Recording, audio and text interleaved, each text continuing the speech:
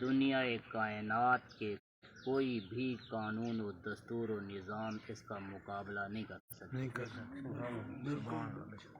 اچھا مقابلہ نہیں کر سکتے تو ایک مثال بھی پیش نہیں کر سکتے. جب دوسری جنگ عظیم کا نقصان پورا کر دنیا کے بڑے بڑے فلسفی مل بیٹھے تو ان میں امریکہ کا ایک سائنسدان ڈاکٹر بڑا فلسفی آدمی، اس کا نام تھا برنارڈ شاہ. یہ برنارڈ شاہ اس کا نام ہے، وہ سید خاندان کا نہیں ہے. اس محفل میں 7 دنوں سے یہ بندہ خاموش بیٹھا ہے. ہر آدمی اپنا اپنا فلسفہ پیش کرتا ہے، ہر دوسرا آدمی اس کے فلسفے کی نفی کرتا ہے. ایسا نہیں ہونا چاہیے، ایسا نہیں ہونا چاہیے. کسی نے کہا برنارڈ شاہ سے پوچھیں یہ جو 7 دن سے چپ بیٹھا ہے کیوں بیٹھا ہے؟ اس کے سامنے چائے کی پیالی تھی. اس نے چائے کی پیالی اٹھائی اور ایک چسکی لی، پھر اس کو رکھ دیا ٹیبل پہ. کہنے لگا میں سوچ رہا ہوں کہ اگر آج محمد الرسول اللہ صلی اللہ علیہ وسلم کے دوسرے غلام سیدنا فاروق اعظم رضی اللہ تعالی عنہ کا نظام نافذ کر دیا جائے تو پوری کائنات میں امن نافذ ہو جائے گا. اس نے دوسری بات کی کہ امریکہ، برطانیہ اور دیگر ممالک ان کا فلسفہ اتنی جلدی میں بتا دیں گے جتنی جلدی میں چائے کی پیالی کا چسکی بھی نہیں لے سکتا. یہ وہ بات ہے مسلمانوں کی، لیکن کہنے والا غیر مسلم ہے. امن اور انصاف کا نظام ہے اسلام کا، ماننے والے عیسائی ہیں. اگر آپ کو یقین نہ ہو تو آج بھی آپ لندن کے ملک میں چلے جائیں، وہاں پوچھیں آپ کے ملک میں جو چورا کاری نہیں ہو رہی، آپ کے نظام میں جو بہتری آ رہی ہے، اس کی وجہ کیا ہے؟ آپ نے کون سا نظام نافذ کر رکھا ہے؟ یقیناً آپ کو جواب آئے گا کہ ہم نے جو نظام رکھا ہے، جو قانون اور لا پاس کیا ہے، اس کا نام ہے عمر لاز، یعنی فاروق اعظم کا نظام. تو سارا نظام اسلام ہی عظیم اور عمدہ اور اجلا، کارگر اور فائدہ مند، مگر اس میں ایک نظام ہے، وہ نظام ہے صدقات اور زکوٰۃ اور عشر کا. میں کہتا ہوں کوئی بھی نظام نہ ہوتا،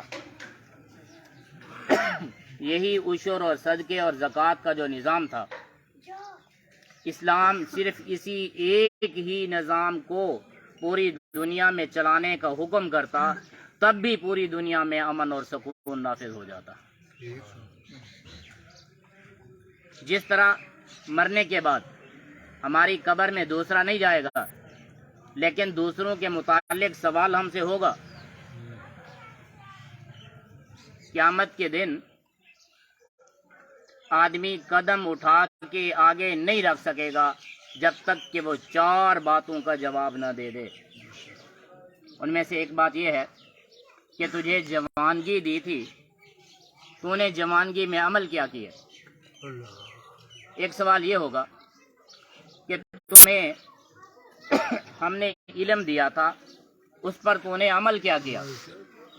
ایک سوال یہ ہوگا کہ تو نے دولت کمائی کیسے تھی اور خرچ کیسے کیا تھا؟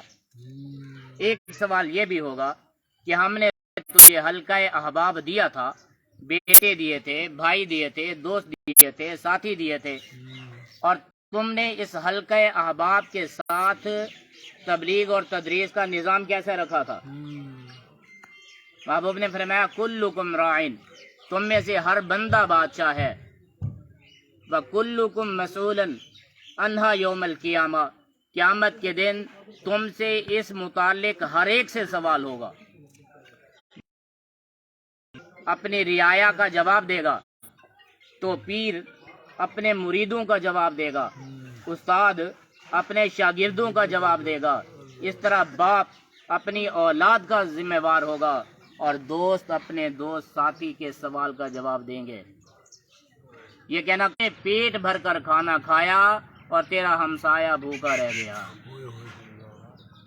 ہمسائے کے حقوق کے متعلق نبی علیہ الصلوۃ والسلام نے بہت سی باتیں بتائیں تو فرمایا مجھے ڈر لگتا ہے جبریل امین جب بھی تشریف لاتے ہیں ہمسائے کے حقوق کے متعلق بتاتے ہیں، میں ڈرتا ہوں کہیں ہمسائے کو ہمسائے کی جائیداد کا وارث نہ بنا دیا جائے۔ کیسا نظام اسلام ہے!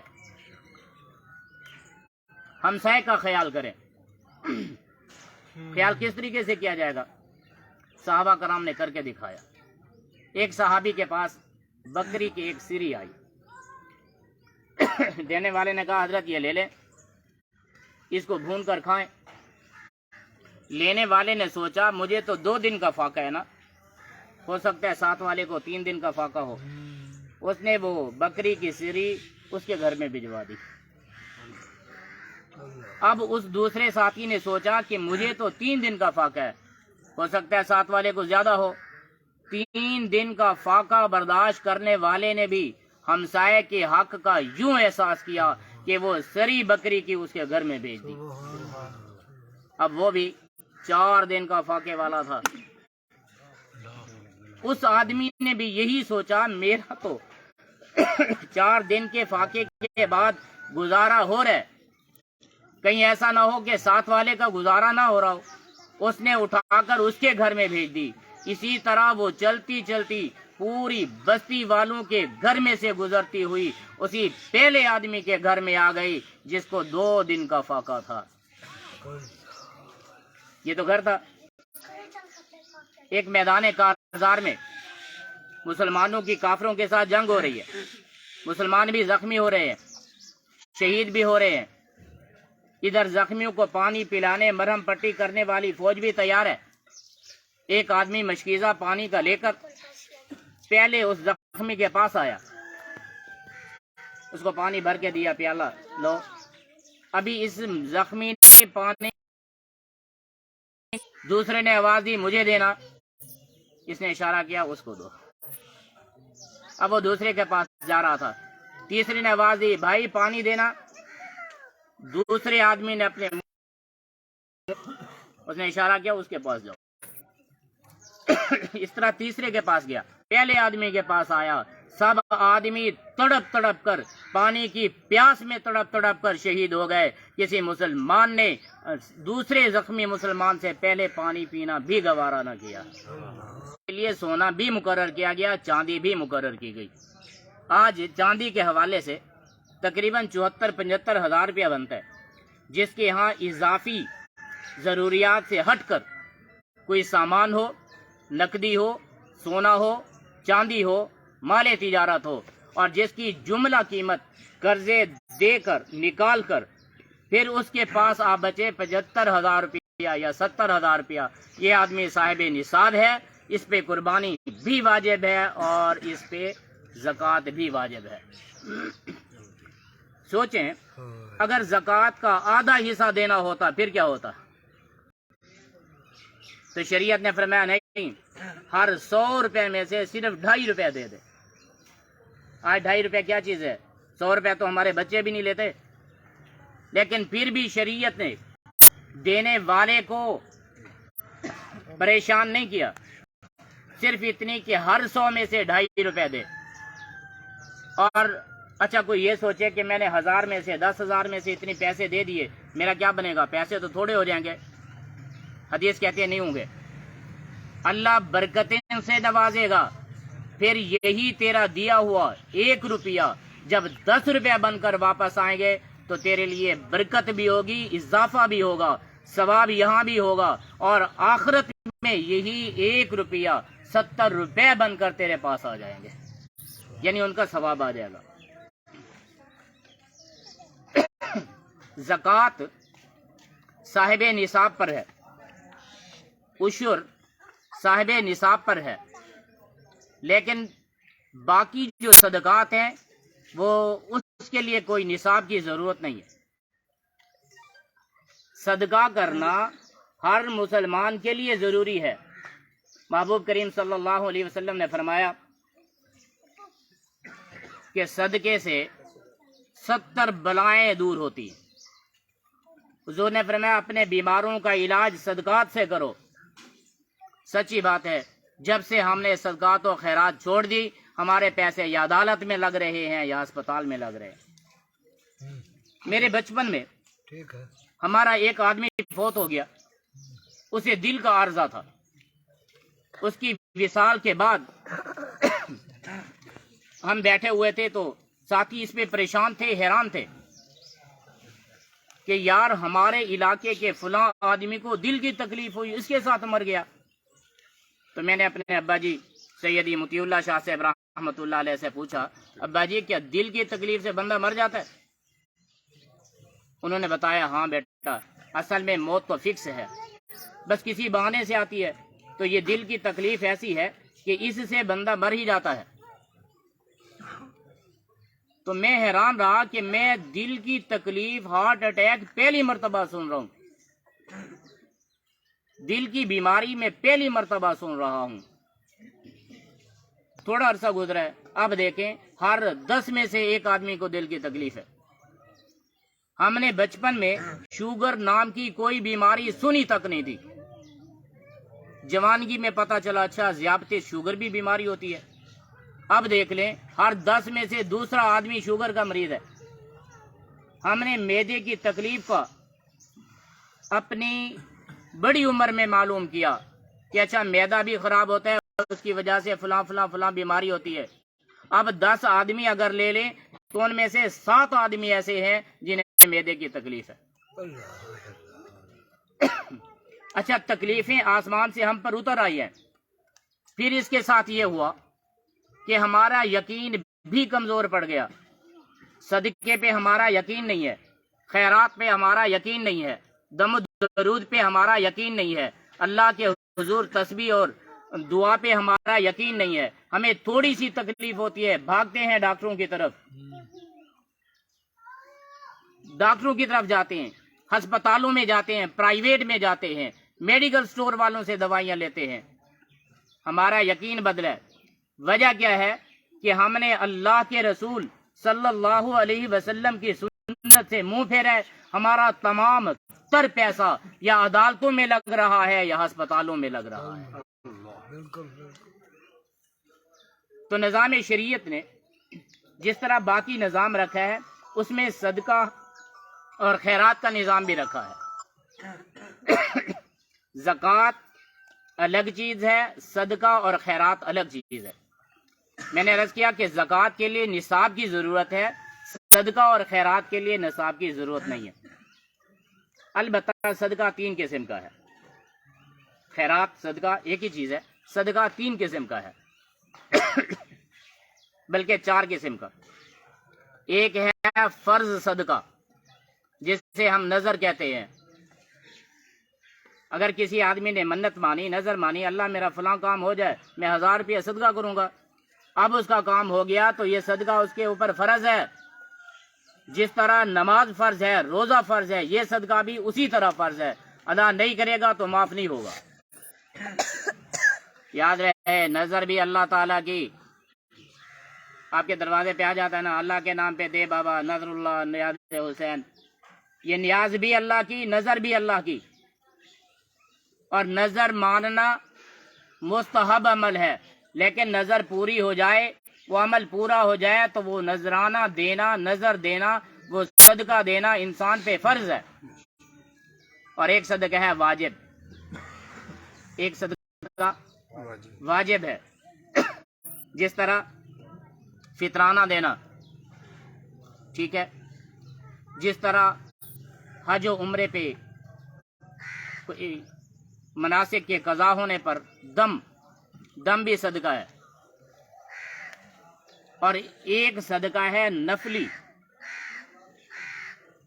ان 3 صدقات میں سے فرق یہ ہے کہ فرض صدقہ، واجب صدقہ صاحب حق تک پہنچانا بھی واجب ہے۔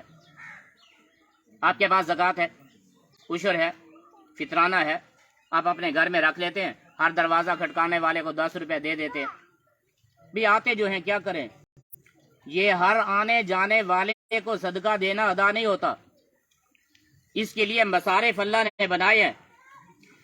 یہ جو اللہ نے مصارف بنائے ہیں، ان مصارف تک پہنچانا انسان پر واجب ہے۔ وہ یتیم ہے، وہ مسکین ہے، وہ غریب ہے، وہ بیوہ ہے، اور اس طرح مدرسہ ہے یا کوئی اور فلاح کا ضروری کام ہے، اس تک گھر جا کر پہنچانا ہر اس آدمی پہ واجب ہے جس پہ صدقہ واجب ہو گیا۔ اور جو نفلی صدقہ ہے یہ خیرات اور صدقہ برابر ہے، اس کے دو حصے ہیں، ایک ہے دعوت نما، ایک ہے خیرات نما۔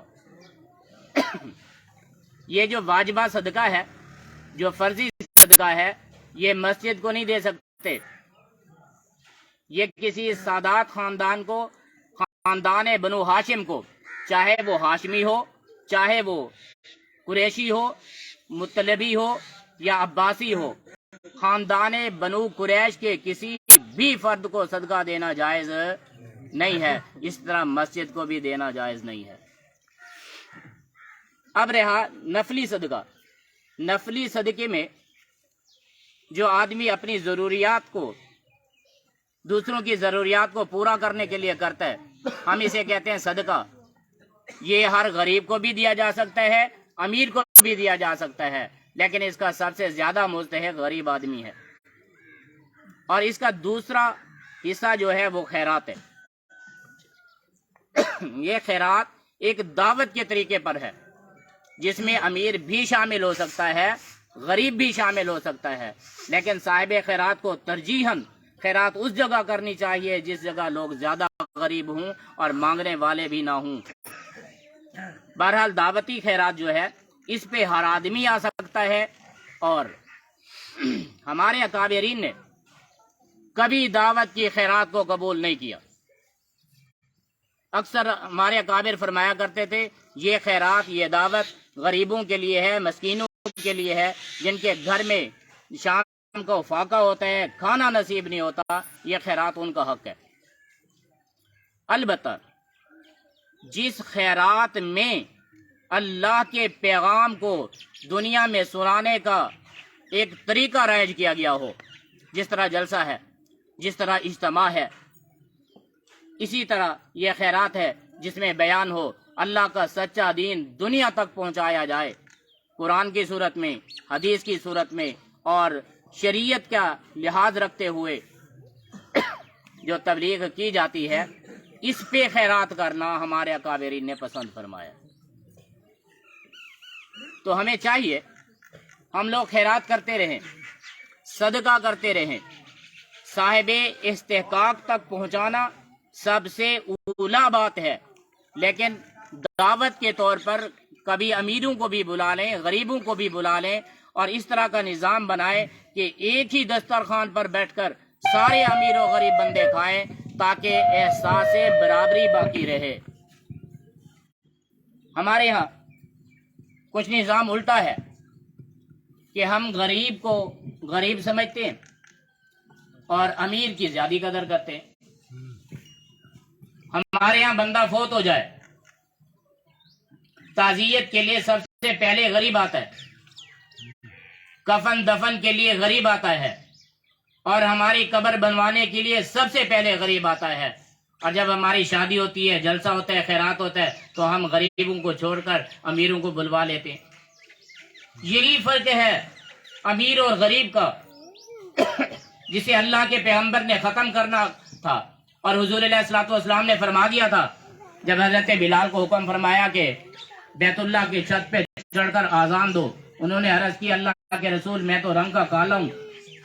حضور نے فرمایا بلال میں نے شریعت اسلامیہ کا نظام لایا ہے، نظام نافذ کیا ہے، یہ وہ انقلاب ہے جس انقلاب میں میں نے گورے اور کالے کا فرق ختم کر دیا ہے، امیر و غریب کا فرق ختم کر دیا ہے۔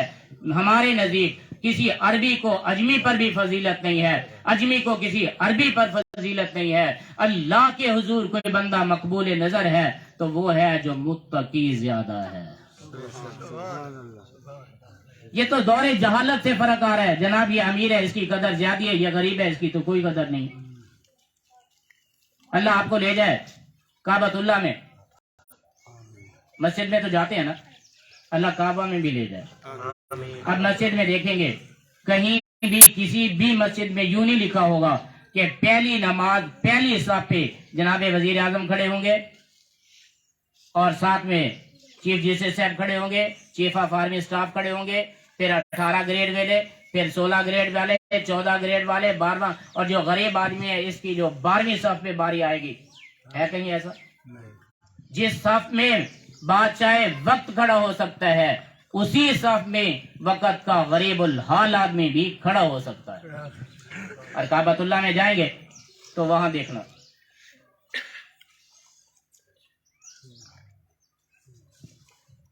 اگر غریب آدمی نے احرام کی 2 چادریں پہنی ہیں تو امیر آدمی تیسری چادر نہیں باندھ سکتا۔ ایک کندھا غریب ننگا ہے تو امیر آدمی بھی اس کو ڈھانپ نہیں سکتا۔ غریب کے پاؤں میں چپل ہے تو بادشاہ وقت بھی بند جوتا نہیں پہن سکتا۔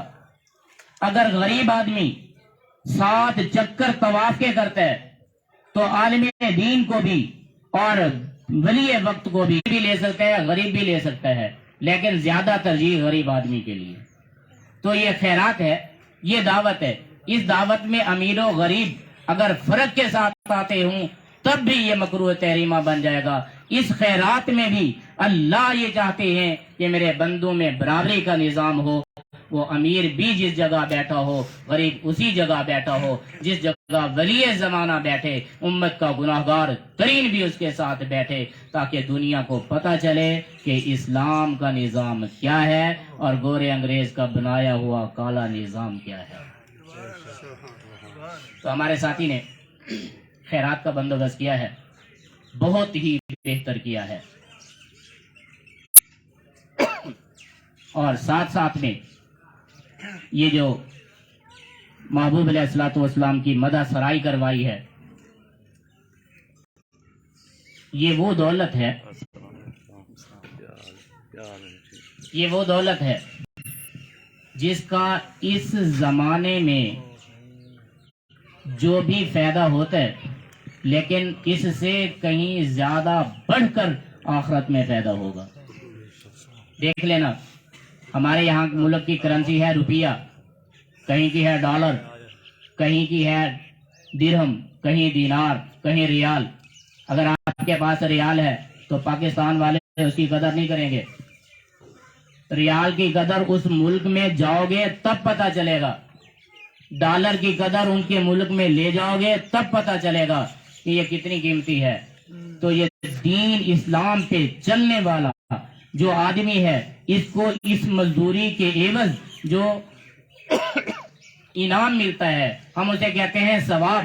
ثواب کی قدر یہاں آدمی کو معلوم نہیں، جب محشر کے ملک میں جاؤ گے تب پتہ چل جائے گا۔ تو اللہ تعالی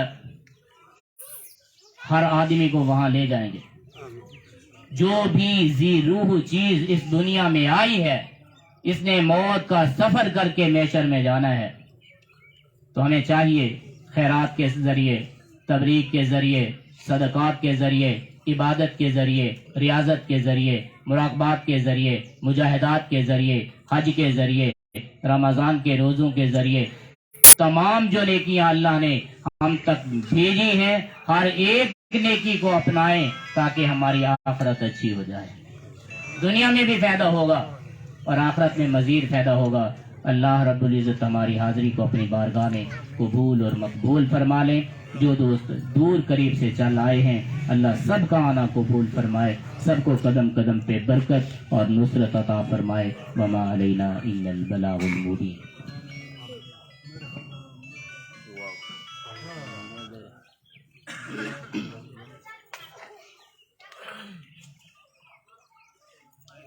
جی سر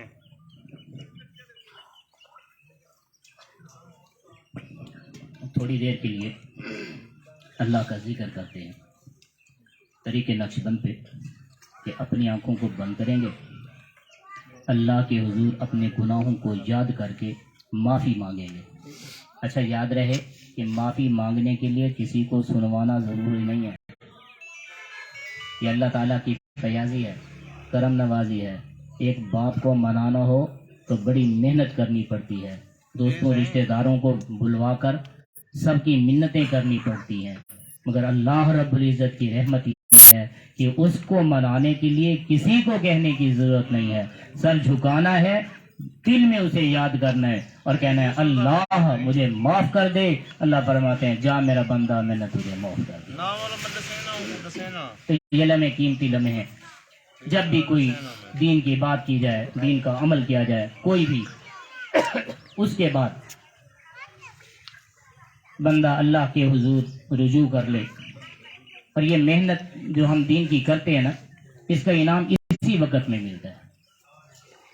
تو دنیا داروں کو بھی نبی علیہ السلام نے فرمایا کہ مزدور کو مزدوری اس کی مزدوری ختم ہونے کے فوراً بعد دی جائے، یعنی پسینہ خشک ہونے سے پہلے دی جائے۔ تو اللہ دین والوں کو بھی اسی کام کی اجرت اس وقت عطا فرما دیتے ہیں۔ تو ابھی اجرت لینے کا ٹائم ہے۔ جو آدمی اللہ کی رضا کے لیے آئے ہیں اور کسی کو دکھانے کے لیے نہیں، میں نہیں جاؤں گا تو بھائی صاحب کیا کہیں گے، سلیم بھائی کیا کہیں گے، فلاں کیا کہے گا، اگر کسی کی یہ نیت ہے کہ میں اس کے لیے آیا ہوں، اس کو راضی کرنے کے لیے آیا ہوں، وہ اس بات پر بھی توبہ کرے کہ یہ دین کا کام کسی آدمی کے کہنے کے لیے نہیں، اللہ کو راضی کرنے کے لیے ہوتا ہے۔ اور جو لوگ اللہ کی رضا کے لیے خط آئے ہیں وہ ابھی کچھ دیر اللہ تعالیٰ کو دل سے یاد کر لیں اور پھر دعا کرتے ہیں، ضرور انشاءاللہ اللہ تعالیٰ ہماری دعاؤں کو قبول فرمائیں گے۔ اپنے سر کو جھکا لیں، دل کی طرف اپنی آنکھوں کو بند کر لیں اور خیال فرمائیں کہ اللہ رب العزت کی رحمت ہمارے دل پہ اتر رہی ہے، ہمارا دل تمام زنگ و ظلمات سے دور ہو رہا ہے اور اپنی رب کی محبت میں مچلتا ہوا اپنے رب کو پکارتا ہے، کہتا ہے اللہ اللہ اللہ اللہ اللہ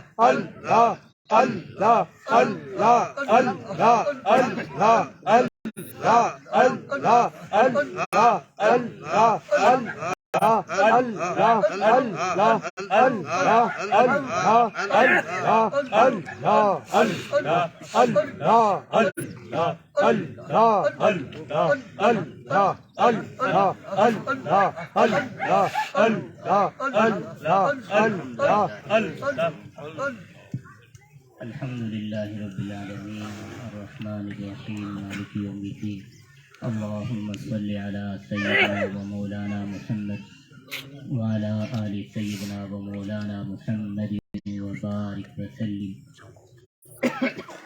استغفر الله العظيم الذي لا إله إلا هو الحي القيوم وأتوب إليه۔ الہ العالمین ہماری حاضری کو اپنی بارگاہ میں قبول فرما لیں۔ یا اللہ جتنے لوگ دور قریب سے چل آئے ہیں یا اللہ سب کو قدم قدم پہ رحمتوں سے نوازیں، یا اللہ سب کو برکتیں عطا فرمائیں، اللہ ہم سب کی بخشش فرمائیں، اللہ ہم سب کو اپنا بنائیں، اپنی یاد والا بنائیں۔